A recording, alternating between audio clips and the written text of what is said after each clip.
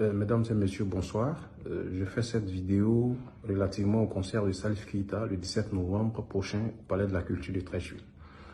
Je n'ai rien contre Salif Keita, c'est un artiste que j'aime beaucoup. J'ai acheté pas mal de ses albums quand c'était en CD et je connais pas mal aussi des titres des albums de Salif Keita. Mais là n'est pas le sujet. Alors, ce qui m'a le plus déçu chez l'artiste, c'est son hypocrisie face à la situation que la Côte d'Ivoire a vécue. Nous avons 49 de nos soldats qui avaient été injustement arrêtés au Mali. Ils ont été accusés d'être des mercenaires allant renverser le pouvoir malien.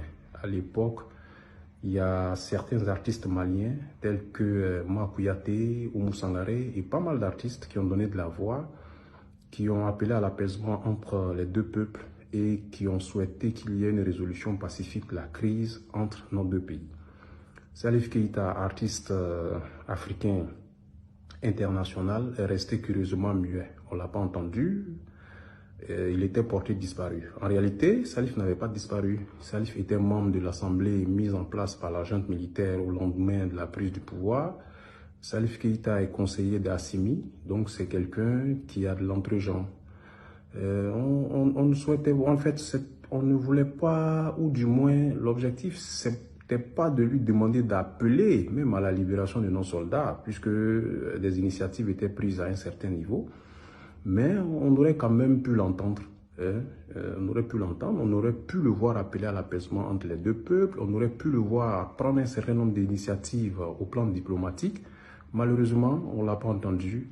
On l'a plutôt vu dans un autre registre, le registre du panafricanisme, le pacte colonial et tout y quanti est, tout ce que vous savez.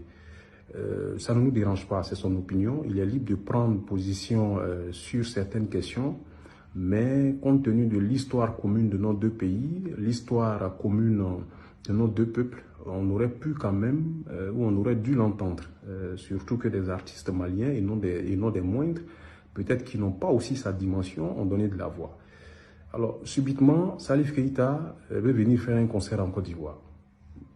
Moi, en tout cas, j'aurais pu, ou j'aurais souhaité le voir à Moscou, à Leningrad, j'aurais souhaité le voir dans d'autres villes russes, annoncer ses 50 ans de carrière musicale, à Tombouctou, à Kidal, à Bamako, pourquoi pas, puisqu'il est conseiller de la CIMI, je pense que là-bas, c'est l'endroit indiqué.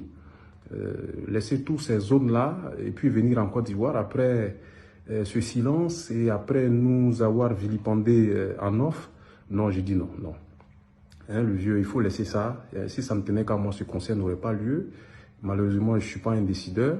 Mais tout ce que je peux faire, c'est lui donner de la voix. Autant ils donnent de la voix pour dénoncer ce qu'ils appellent le pacte colonial et tout ça. Moi, je peux donner aussi de la voix pour dénoncer le silence assourdissant coupable, ce silence complice de Salif Keita. Donc, pour moi, le concert ne doit pas avoir lieu. Non au concert de Salif Keita. Non au concert de Salif Keita.